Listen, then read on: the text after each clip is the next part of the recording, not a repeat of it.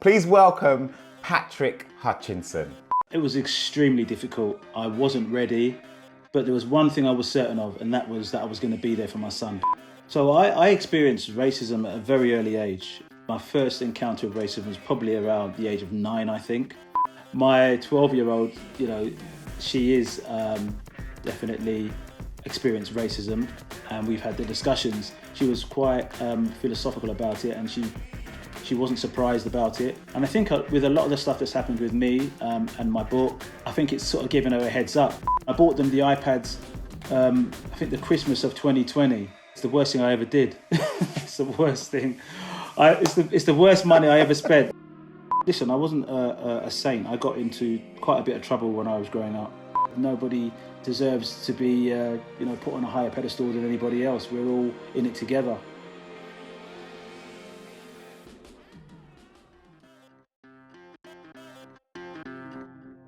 Hello and welcome to the Dadvengers podcast, sponsored by Tonka, because being tough is all about getting out and playing. My name's Nigel Clark and I'm founder of Dadvengers and host of this wonderful parenting podcast where we explore different aspects of parenting and hone in on the dad point of view. But it's not just about the dads. Mums, grandparents, carers, soon-to-be parents, we want you involved in the conversation too. So wherever you're listening to this podcast, please subscribe. It's so important because we can only continue to have important conversations like this if we can prove you're out there listening, and subscribing is the best way to let us know. So let's talk, let's laugh, let's share the things we find difficult and become the type of dads we really want to be. Today's guest is a father of 4, a grandfather of 4, a fitness enthusiast, and an equal rights activist. He was catapulted into the spotlight in 2020 after an image of him carrying an anti-Black Lives Matter protester went viral. Since then, he's appeared on numerous radio shows and podcasts, and he's here today to talk about his fatherhood experiences. Please welcome Patrick Hutchinson. Thank you. Thank you so much for being here. I know you're a busy man, so taking the time out and coming here to talk some parenting and talk dad life, we appreciate it. Yeah, well, thank you for that introduction. Even I was a bit gassed after hearing that. So, dude, father of 4, you've been around the block when it comes to parenting. You've seen the ups, you've seen the downs. Tell us the range of ages of your kids. So, I have 4 children, and we start at 31 and we go all the way down to 10. So there's a 31-year-old, there's a 26-year-old, there is a 12-year-old, and there's a 10-year-old. And I have 1 boy and 3 girls. And my oldest, my very first child, my son, that's a 31-year-old. Wow. So, like, most people are probably sitting there thinking, Patrick, you don't look old enough to have a 31-year-old. How old were you when you had your first child? So we were expecting him when I was 19, and he was born when I was exactly 20. We're like exactly 20 years apart. Do you know what? I've got a similar story my end because I was born 78 and my son was born 2008. So we have exactly 30 years. So we always know. Right. Same thing, same kind of thing. Yeah. So being that young, because in terms of fatherhood and parenthood, that is quite an early age to be introduced to it. Were you ready? Was it difficult? What was the transition like? Because it must have been difficult. Listen, it was extremely difficult. It was an absolute shock to the system. I wasn't ready, but there was one thing I was certain of, and that was that I was going to be there for my son, because I never had a father growing up, and so it didn't matter how hard it was going to be. I wasn't going to abandon him, and I was going to be there. And I stuck to my guns in that respect. But when I compare the father I was back then to the father that I am now, I do feel a bit sorry for my son, because obviously we all growing and learning as we do it. So the first child is always the most unlucky one. Yeah. So I've evolved along the way, and I'm a much better father than I was all those many years ago. But I still feel like I did, do him fairly proud. Yeah, I did him fairly proud. The best you could. I feel like I have. Yeah. We'll get into all of that and how you've changed as a father over the years. But you just mentioned something that I want to touch on because I think it's important to pay attention to it in this day and age. So you experienced growing up without a father. Yes, I did. Yeah. So was that from day dot, or was that from Yeah. a That was certain age? from the very beginning. It was just my mum and my sister, who's 3 years younger than me, on my mother's side. I have other siblings on my father's side. So yeah, I mean, from the very beginning, I never had a father. It was quite evident to me in the early years as well, because I had friends that did, and yeah, it was, for a young boy, it was a lonely place, man. I was going to say, did you feel it in because Yeah. you quite a sporty person? Was it, oh, daddy isn't there to see me do my taekwondo at age 13, 14. He's not there to see me play football or whatever it is you're doing. Yeah, exactly that. That encouragement wasn't there. No disrespect to my mum, and I love her dearly, and she was the perfect mother. But one thing she wasn't too fussed about was sports.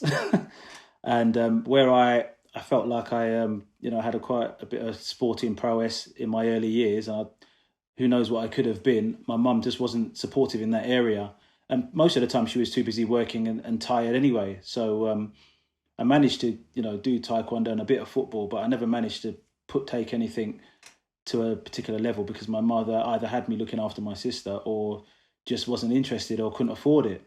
So a father would have really, I think, definitely helped me in that area. Did you have any father figures around at the time? Were there uncles around? Was there stepdads? Anything that you could look up to at that point as a male figure? Yeah, I had an uncle that came down who was 10 years older, my senior, who came down. I'm originally from Coventry. That's where I was born anyway, raised in London. So my uncle came down from Coventry to stay with us for a period of time. My mum thought it was a good idea for me to have a bit of an older male around, and that really worked well for me. But obviously for my mum and my uncle it didn't, because he was a young man and he was probably getting up to a little bit of no good, I think, and my mum didn't want sort of a negative influence around me.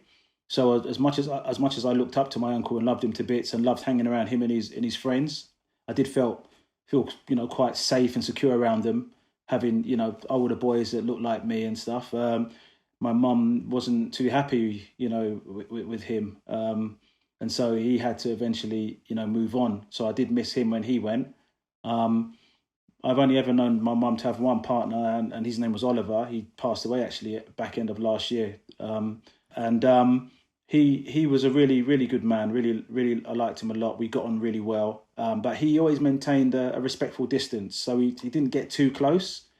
And I can kind of understand why, I guess, when you're not a biological father to children, you don't want to overstep the mark, I guess. So he was there to support, but he was never full in 100%. Yeah, it is. You mentioned it, and it is a difficult place to be when you don't want to tread on someone's toes. As a parent, he probably didn't want to overstep the mark with your mum and how she parents. He didn't want to. Sometimes it can feel a little bit awkward when you're in that situation, and you kind of felt that from him a little bit. Yeah, I did. I felt like he was always, like I said, maintaining that distance, but was there to support when need be. He was very well educated, and he would. When I was learning about history and stuff, I was into the likes of the dictators, the Idi Amins, the Pol Pots, the Hitlers, the Stalins. I was quite interested in why people were like the way those guys were, because I was polar opposite to those guys, and I was intrigued as to why they were the way they were. And he had a lot of, he knew a lot about that stuff. Karl Marx. He taught me about all these, communism. He taught me a plethora of things when it came to history, and so we had to have these conversations all the time. So he definitely helped me on an academic level. So you're hearing about Hitler and the way he's going about things. You're hearing about Idi Amin, and now you're growing up as a black man in a country that you're a minority in. One, did you notice and did you experience racism? Two, what did you think of it at the time? What was your sort of stance and place on it? So I experienced racism at a very early age.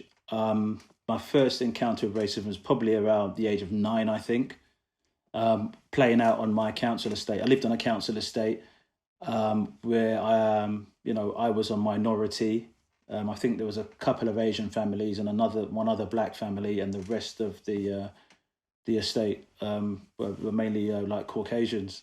And I noticed from an early age, like my own friends would even if they weren't talking to me directly, they would regularly use the N word in jest, or they would use the P word, referring to Asian people. If they were going to go to the shops, they would say, "I'm going down to the P word." They would, it was just a way of life for them. And I got used to hearing these words. And then as I got older, I realized this stuff wasn't right. And it always made me feel uncomfortable. And then sometimes in arguments, because, when you're young, you fall out with your friends from time to time. And then the next day you're friends again, etc. In any arguments or disagreements, could be over footy, whatever, they would use racial slurs against me as well, my own friends. And, I'd have to sort of take it on the chin, and the next few days carry on playing, because I never had anyone else to play with and hang out with. And the thing is, if I ever went home and told my mum, she wouldn't let me play out. So I had to just suck it up, I guess. When you're black and you are a father in a country that's not your own, bringing up your kids, you think about it a little bit. And you think about which way you're going to go. You think about whether you're going to empower your children and say, look, this is out there, but you're better than that. You can stand up against racism. Or you're going to be a bit more protective and be like, wait, this is going on out there. You need to protect yourself. You need to protect. And there's a fine balance, isn't there? Yeah, because you don't want your kids to be scared of going out, but you don't want your kids to be unaware that there's harsh racism out there. So how have you navigated that? That actually is probably one of the most difficult things about being a parent as an ethnic minority person. That is probably one of the most hardest things to decipher. You don't want your children to be blindsided by anything if you can help it. At the same time, you don't want to start talking about things that they haven't even experienced and bringing to the forefront, because why should you? If they're going along happily in their lives, and then all of a sudden you start talking about all this negative stuff, you don't know what kind of impact it might have on them. So it has been difficult trying to navigate that. So like with my two younger children, I never had those conversations with my older children. Just when things happen, they just sort of happen, and we took it from there. But with my younger two, my youngest, she's 10. I don't really talk about racism with her. We haven't really spoken about it with her. She's in that world where she's just skipping along happily and not really noticing anything. My 12-year-old, she is definitely experienced racism, and we've had the discussions. And the interesting thing about my two daughters is that the 12-year-old, she looks exactly like me, same complexion, everything. Whereas my 10-year-old daughter, she's a lot fairer, a lot more lighter skinned. So I don't know if that has anything to do with the fact that one has experienced it already and one hasn't. But sometimes you do hear, things along those lines. But in terms of my 12-year-old, she was quite philosophical about it, and she wasn't surprised about it. And I think with a lot of the stuff that's happened with me and my book, and I think it's sort of given her a heads up, because obviously when this whole thing happened, she was 10 years old. And I was having the discussions around race, so she was party to all of it. And so I think that kind of helped in many ways her to understand what's going on. And then when she, said that she's experienced various things, it all sort of came as a natural topic of conversation. Yeah. So how old, was it 10 you said that you started to have conversations like this about her, with her? Yeah, she because of what happened with me in the media spotlight, and obviously everything was centered around equality and racism, it sort of, it was a way of the subject just being broached for us. And obviously I talk about it a lot in my book. And so it all came out sort of naturally, So yeah, that's how it came about. We hadn't deliberately brought the subject up, but it all came out sort of naturally and authentically because of what had happened to me. Okay. Well, we've talked about, you've brought it up. Let's get into it.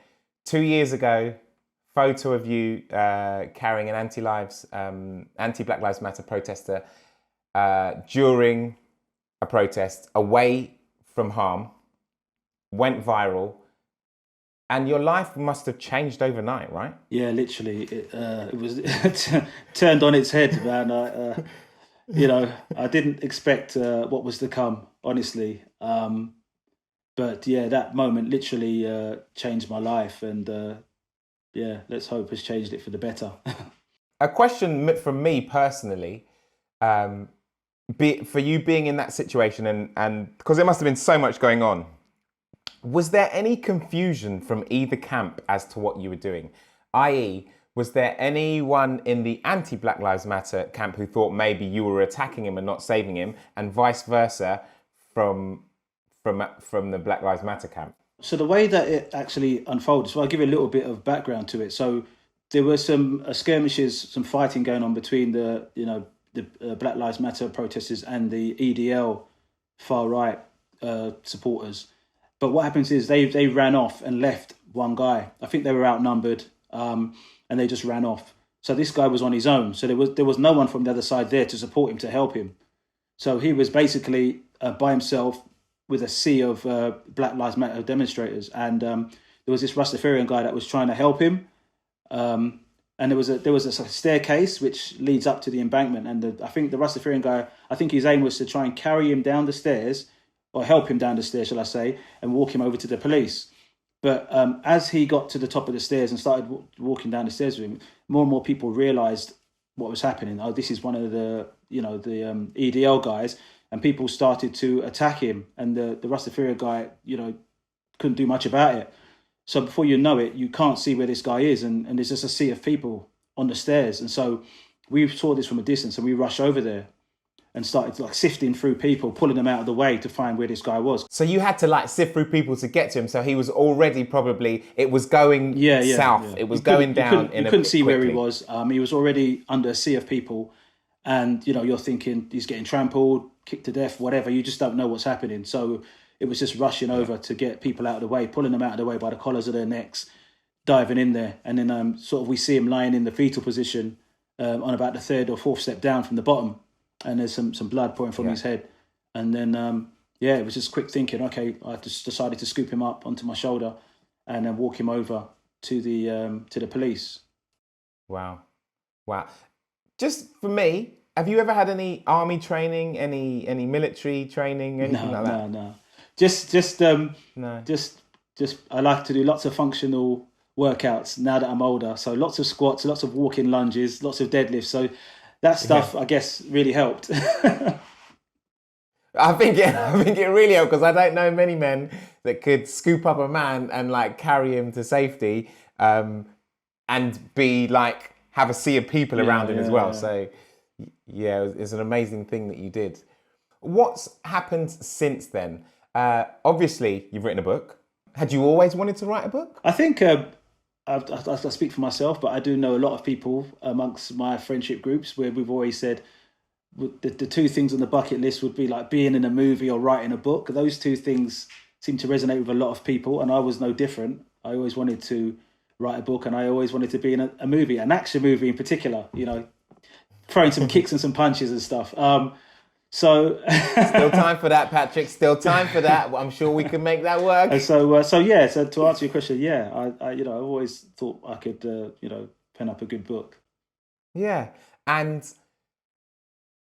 that incident that day, I've seen you talk about it, but maybe other people haven't, and I want you to explain it in your own words.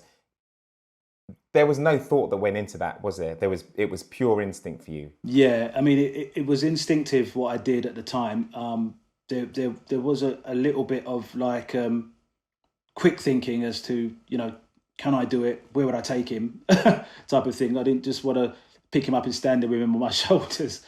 But it was a quick look to the left to see where the police were, look where he was.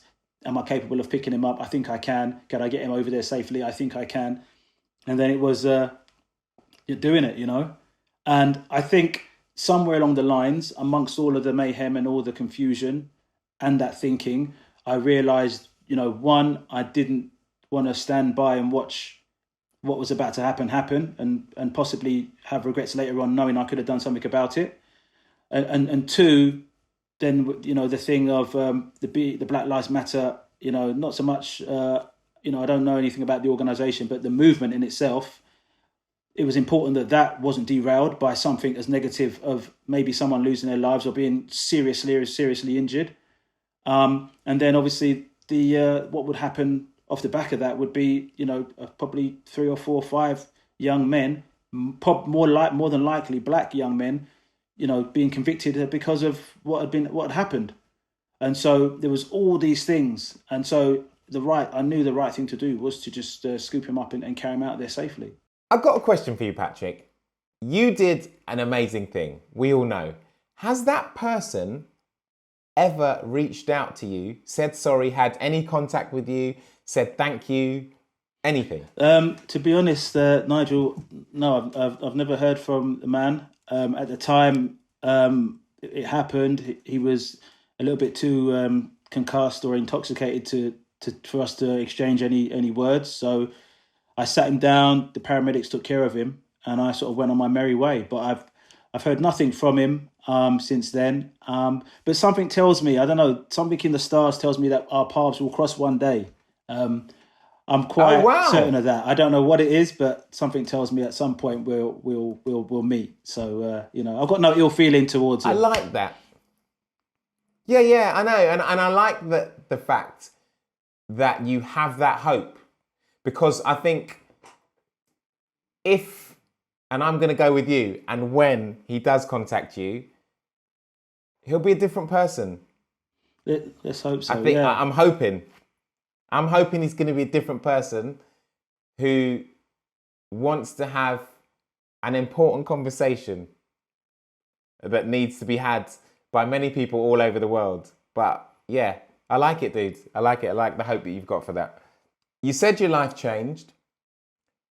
As a family man, as a parent, how did it change? We've already touched upon you had to have conversations with your daughter, but and it wasn't just your life that changed, their lives changed as well. You know, you've got kids who are at school who are going to be approached by, you know, their peers, by teachers, whoever. What was it like for everyone, including yourself? Yeah, I mean, it's been huge. I mean, the first thing was there was also an image of one of my daughters, the 12-year-old daughter. Her name's Sedana, who got caught. So basically, she was at her friend's house when the news broke, and they were watching it on television. So there's a picture of me on the news talking to reporters, and then there's this video of my daughter and her friends watching it completely in surprise, and my daughter and her friends going berserk, shouting and screaming and like getting really excited because I'm on TV, and that went viral as well. And so that sort of shows you the euphoria and how happy my 2 young children were when it all happened.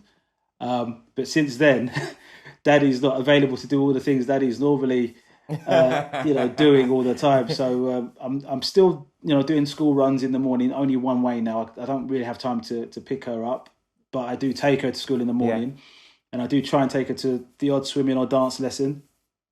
But a lot of the time, I don't do it as much as I used to now, and so they're not as happy now of my new fame as they were in the beginning. Yeah, of course. It's difficult. It's difficult to balance everything, but it's great hearing that you're still doing the school run and stuff like that, because part of the ethos of Dadvengers is supporting dads and encouraging dads to be hands-on and be there and get involved and get stuck in, because the previous generations of dads maybe didn't do it as much just because of the way life was, working. But now we're in a different period and in a different time where family's a bit more about everyone mucking in and doing it together and being there for everyone. So hearing that you are involved in that way is a beautiful, beautiful thing. I want to touch upon the negative side of it. You brought up that your daughter experienced some racism after the iconic event.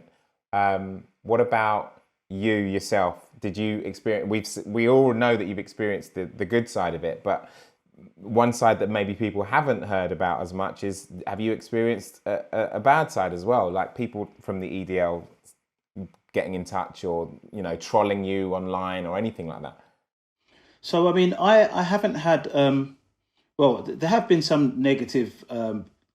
I'd say a very very small minority of negativity online, but I block things straight away. I don't respond. I don't get myself mixed up or involved in any of that stuff. And I'm very much a glass half full person. So, if I've got 100 messages and I've got one negative message, I'm not going to focus on that one negative message. I'll focus on the 99 positive messages, and that's how I always try to be. And so yeah, like there has been a little bit of negativity, but I don't focus on it. I absolutely don't focus on it. I don't give it my time or my energy. Maybe if there was a lot more of it, maybe I would, but because it's such a small amount, I don't really worry about it. We live in a time now where our kids are getting into the social media that we didn't have that as kids. Because you've seen something go viral, you've seen the ugly, the good side of social media. Do you worry about your kids and social media going Yeah, forward? I do, to be honest. And since lockdown, obviously since what happened with me, it happened during lockdown. So this last couple of years as well, on top of everything else that's happened, the children weren't attending school. I think it's affected my 10-year-old. She's 10 now. She would have been 8, even more so, because what's happened is that they've spent a lot more time on their iPads, on TikTok and social media, and Yeah. I don't know. It's almost like she's just had brain's frozen. She's just gone backwards in everything, and her Right. reports are sort of reflecting that at the moment. Both of them, to be honest, but my youngest one even more so. And it just goes to show. I mean, I bought them the iPads, I think the Christmas of 2020. And Yeah. it's the worst thing I ever did. It's the worst thing. It's the worst money I ever spent. I mean, it cost me probably about 800 quid for each iPad, like with the keyboards and everything. Yeah. Yeah. Yeah. And I really regret doing that. My youngest, she's just obsessed and addicted to it, and you have to give them time on it, and she doesn't get she's not happy when she's restricted from using it. This is a big one. This is a big one. We've talked about this on Dad Vengers. I've talked about it in various parenting panels and stuff like that. Yeah. When kids when they game, when they use iPads lots and lots and lots, you find that taking it away from them, suddenly they get really angsty, they get really like angry, and just a little bit, the behaviour's off. But when the hours are down, when the hours are way down, their behaviour becomes much better. Yeah. And obviously during lockdown it was difficult, because normally we'd have them doing dance, doing swimming, doing martial arts, and so there's very little time for the iPad. Like they probably get a couple of hours on the iPad, but most of the time they're out doing things, physical things. But during lockdown they couldn't do any of that stuff, so it was like they were getting some mad iPad time in. It was like, and it was difficult because mum's working at home, I'm working from home or out, and it's like, so it feels very comfortable. It Yes. feels very like, oh well, of course I can get on my iPad because I'm at home, when you would normally be out at dance or whatever. So what do you do to manage it now? Because I know with my kids, I'm an Apple person as well, so we got iPads and iPhones, but we have a family like account, so they've got their Apple IDs, and I can shut down their devices like between certain hours of the day, and I can pick amounts of time they can do on an app. So say TikTok, I can schedule it so that they can only ever use 45 minutes of TikTok in a day or whatever. So if it hits the limit, it will shut down, and they have to come and ask, can I have more time on that? Can I have... That's the way I manage it. I'm just wondering if you have a system for managing it or anything. I've recently started that. Not so much with the 12-year-old, because she is so busy with her clubs and stuff that she gets home and she'll get off at the right time. It's just the younger one that needs managing.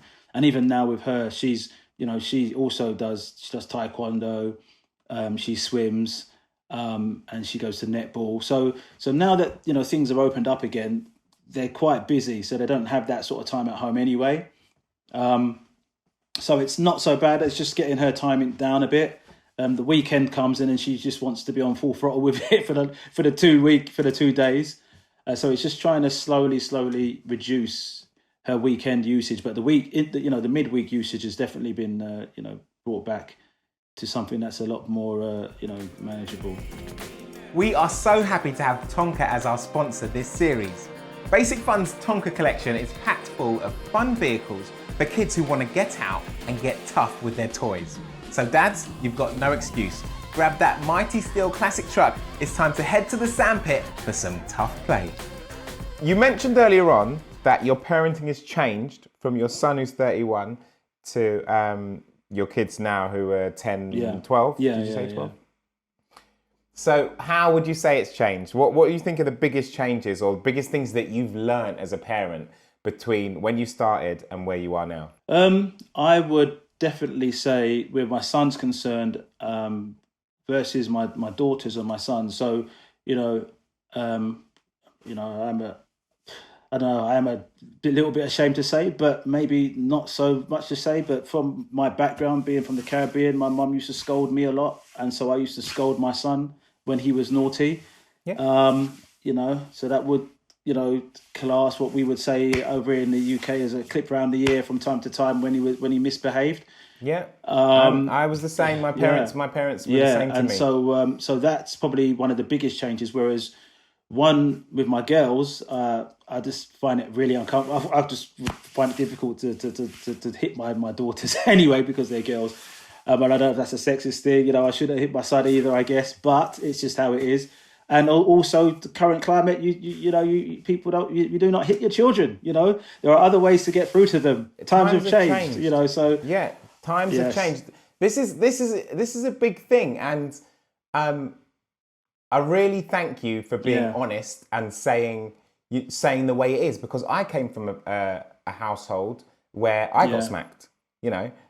I got clipped round the ear, and I know lots of my friends did as well. Yeah.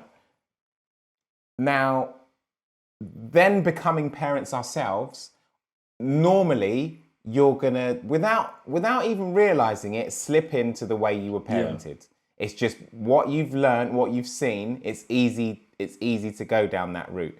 So going down a new route when we're in a new age of new ways of doing things and learning new things, to be able to go down that route is difficult. Because you have to put in the time, you have to put in the work, you have to see what other parents are doing. You have to think, wait, how do I deal with this then? My kid's talking back to me. Back in the day, it was like, clip round the ear, don't talk back to me, done. Yeah. Now, you've got to reason that out with words and logic and explanations. And it's a more time-intensive process in a time when everyone doesn't have time. Yeah. So I thank you for being honest about the way you've changed. Yeah, I think especially when you have smart children, if you have children who are quite smart, they can put you in places in a discussion that you don't want to be in, like things that you would never ever think about having with your mum or your father if you've had one. It's just like one of those things where when we were growing up, it was you do as you're told, and that's it. There's no discussion, But now children will come forth with some arguments, some points that are actually valid, and it's sometimes having to try and somehow shut those discussions down before they tie you up in knots. Like it's like, but why? That's good. Like it's difficult. It's difficult. But definitely the scolding thing. Like I say, I never had that issue with my daughters because I'd never embarked on hitting them anyway. But my son, and I guess it's a man thing, isn't it? Like he's growing up when I grew up, to make sure that he was disciplined and stayed on the right tracks, I'll discipline him. So, my mum had to be the mum and dad for me, and she disciplined me, and it didn't do me any harm. But, everybody's different. And so you have to move with the times. Different.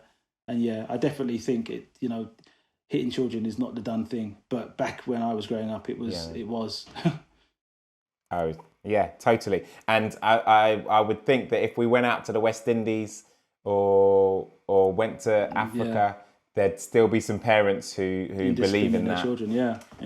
Some people would say that that's why we've lost control of some of the behaviour of some of the children over, just definitely in Europe over here, because we don't discipline them. And that's another argument for another day, I guess, To touch upon that quickly, do you think children today are a little bit more, let me think of a word here, tasty than we were? Oh, yeah. Yeah. Definitely, 100%. I mean, I'm constantly saying to my daughters, if I said that to my mum when I was growing up, I probably wouldn't be here now. And the amount of times I say that, I probably say that like 3 times a day. That's how bad it is with these young. They don't realise certain things that they say.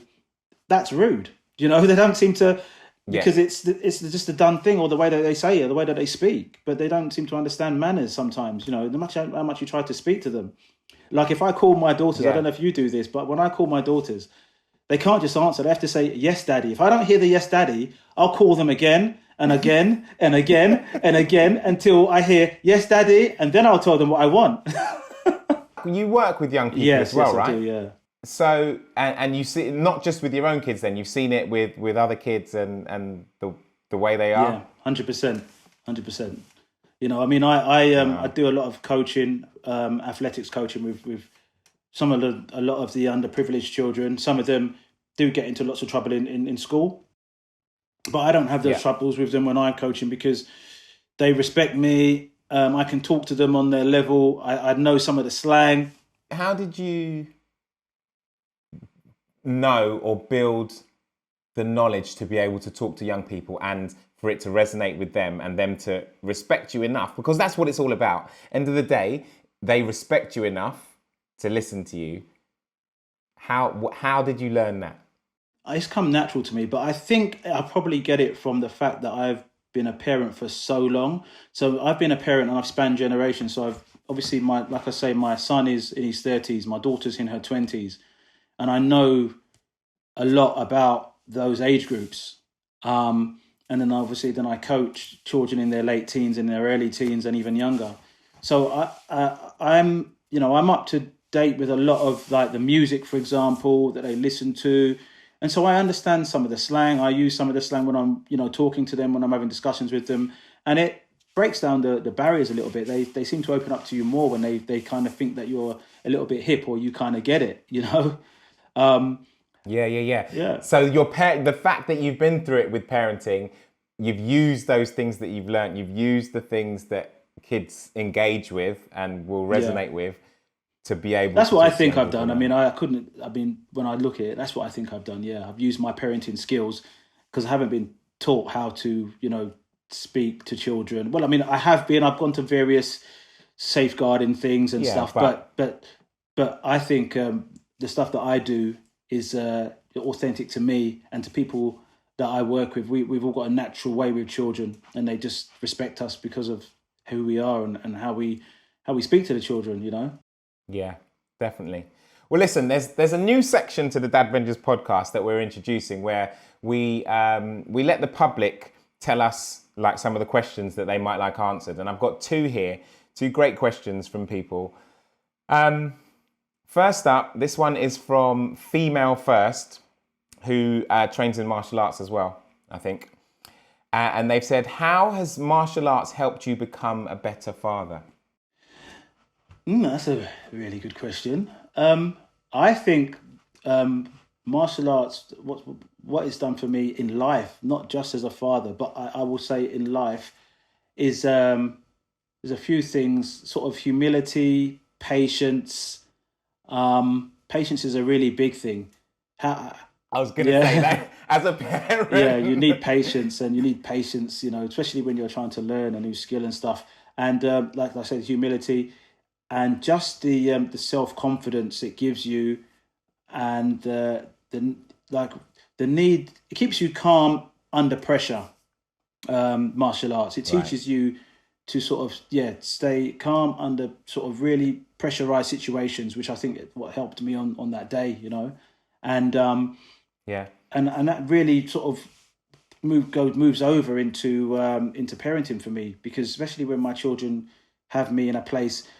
Sometimes the children have their mums in a place where they Where it's a bit shouting and frantic screaming at them. because they've been because they've been to the shops to get this. Yeah, They're washing the yeah. clothes. They're doing this. They're organising the school trip.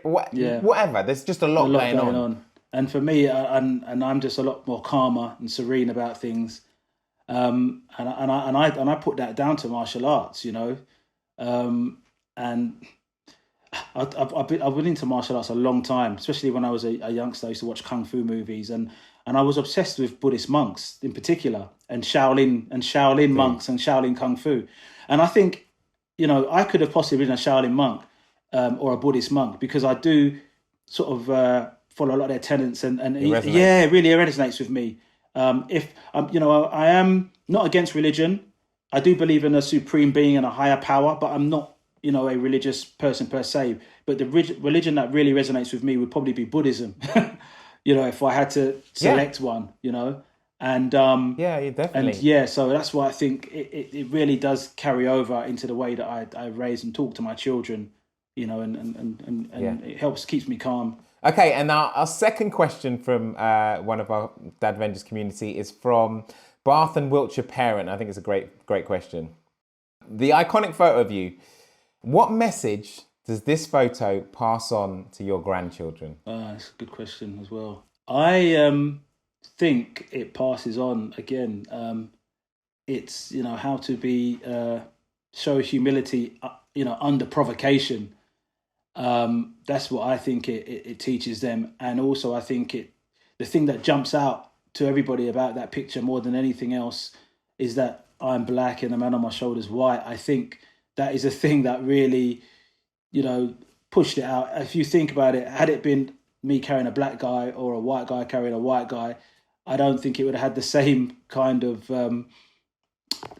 impact as it did. The fact that, you know, I was black, he was white, and, you know, he was there against, you know, the Black Lives Matter demonstration, and I was there for it. I feel like that is what created the impact it did. So yeah, it's just that I think that's what it shows, that to show humility under the face of provocation where you can, and unity. You know, everybody together. You know, nobody deserves to be put on a higher pedestal than anybody else. We're all in it together. I think that's what the kind of the image it shows. Yeah, definitely. Tell us a bit about the things you're doing. I want to be able to promote the things that you're doing, because you're doing some really, really good things. And our time is running out, and I don't want to miss the time to be able to highlight some of the things that you're doing. Now, you started a CIC, a community interest company, yes, right? I have, yeah. The community interest company is called United to Change and Inspire. And we've got 4 pillars: education, mental health and well-being, community reform, and the injustice system, we call it, like criminal injustice system, and youth development. Have I mentioned that? Youth development?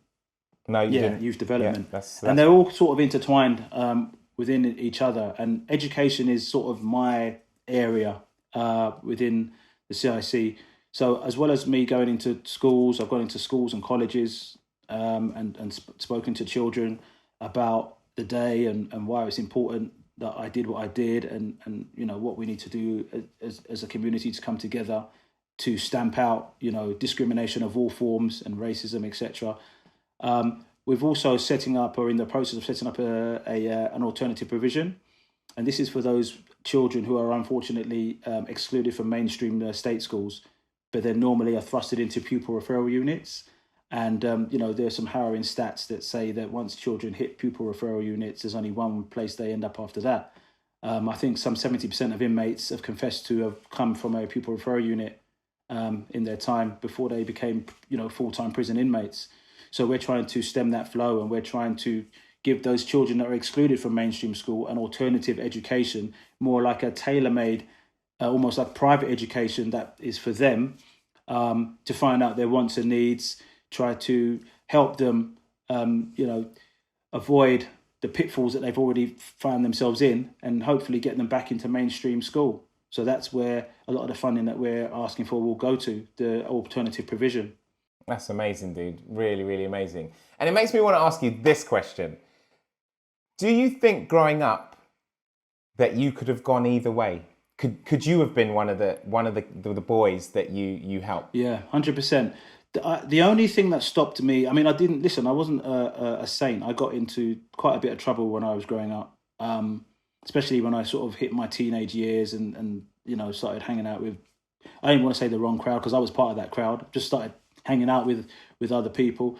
The thing that stopped me was the love for my mum. Seeing how upset she was on a couple of occasions when she did have to collect me from the police station, to see how disappointed she was, and for me to know how often she worked 3 jobs on her own, raised my sister and I by herself, often leaving us at home sleeping when she was at work, coming back, taking us to school in the morning, then going to work again, and then in the evenings leaving us with our neighbour, then going to work again. To see the disappointment on their face, that used to break me, and that stopped me from, becoming a full-time criminal. I just thought, no, I'm not. I can't do that to my mother. She's sacrificed too much for us. Yeah. It's funny that you say that. I'm currently listening to Will Smith. Me too. Are you listening to it as well, right? So it's amazing, man. So I'm listening to it, right? And I don't know how far you're in, but he talks about Mama Gigi. He's nan. His nana, yeah. His nan, and she gave him a look that sculpted his life, and you talking about your mum and the disappointment there, it rings the same truth to me of that like sculpts a person's like trajectory for their whole life. Like a disappointment from one specific person can literally sculpt the whole life. Had it not been for that, I could have definitely, because I have lots of friends that I knew growing up who are still inside now. Many of them have died, so I could have just been one of those statistics easily. Thankfully, you're not. You're here. You're inspiring other people, and we're so thankful for that. There's one question that we ask all of the people that come on the podcast, and it is this: if you could have one dad superpower, what would it be and why? I think my dad superpower would be, so I constantly worry about my children, all of them, even the older ones too, constantly worry about them. And I know this probably would be a bit dodgy because I might end up watching them doing things that they shouldn't, that I wouldn't want to, but I'd be able to maybe switch it off straight away. But I would love to be able to see what my children are doing at any given time. So to know that they're okay and they're safe, because I'm constantly like my daughter is going to be coming home from school in the next hour or an hour and a half, and I won't be there when she's traveling on public transport and everything. And I'd love to be able to just look in on her. Okay, she's cool, and that's it. Okay, so almost like, and I've thought of a way to make it, because I know you don't want to be voyeuristic. Yeah, exactly. Yeah. So maybe like a spidey sense that lets you know, like, if your kids are in need. Yeah. So like Spider-Man can like he knows flying at his head. He'd be like, yo, and then he moves his head, right? You have a sense of like, oh, one of my kids needs me now. Yeah, I'm on it. That would as a father, that would be. I like that it. Would be mine. Yeah. Dude, I love it. I really, really love that superpower. It's season 3 here, and that's another new one for us. So thank you very much for that. Listen, Patrick, thanks for your time. Thanks for speaking so eloquently. You're, really someone who's done something amazing and continues to do amazing things. And we thank you. You are now officially a Dadvenger. Thank you so much, Nigel. It's been a pleasure, man. I've thoroughly enjoyed it. What an incredible man.